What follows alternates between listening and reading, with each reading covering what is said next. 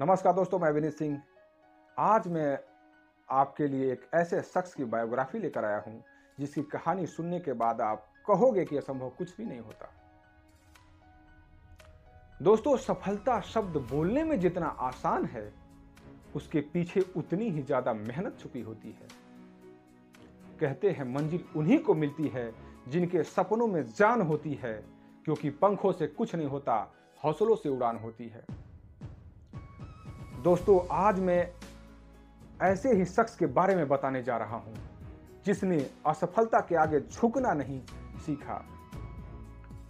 21 जनवरी 1910 को जन्मे कैरोली एक ऐसी शख्सियत थी जिसकी कहानी आज के युवाओं के लिए बेहतरीन मोटिवेशन के तौर पर पढ़ी जा सकती है।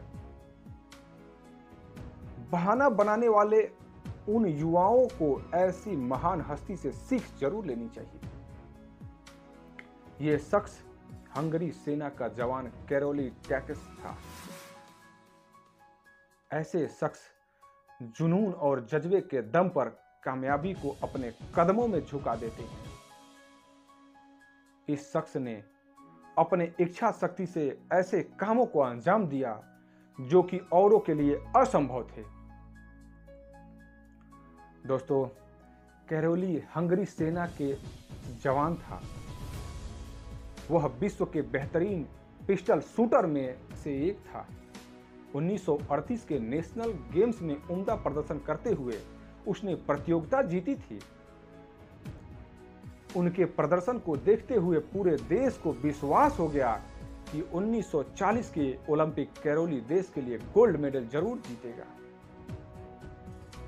लेकिन कहते हैं, जो किस्मत में लिखा होता है उसे कौन बदल सकता है। ऐसा ही कैरोली के साथ भी हुआ।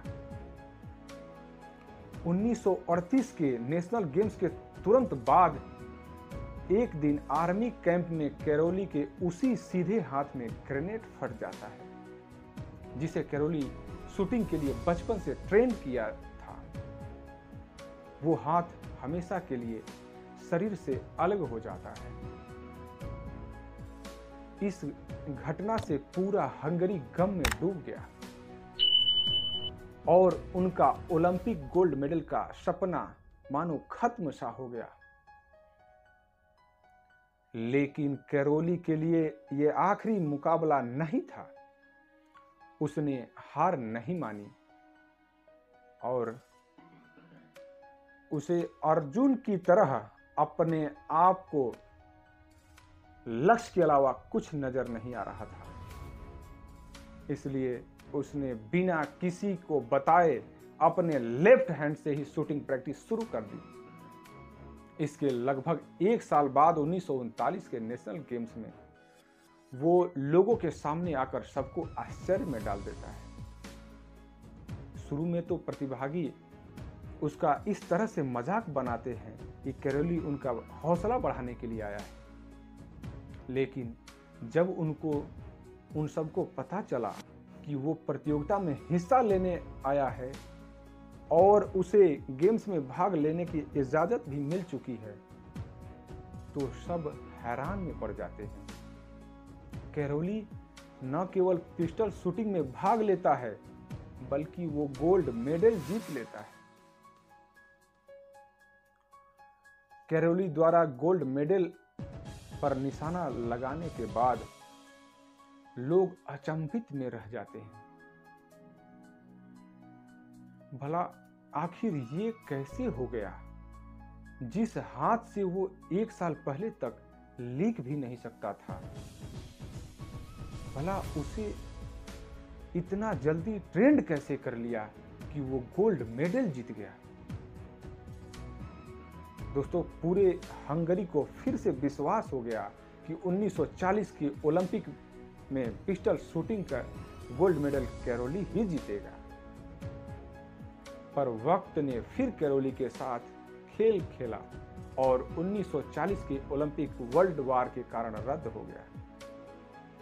लेकिन कैरोली निराश नहीं हुआ। उसने अपना पूरा ध्यान, पूरा फोकस 1944 के ओलंपिक पर लगा दिया। पर मानो वक्त तो जैसे उसके धैर्य की परीक्षा ही ले रहा था।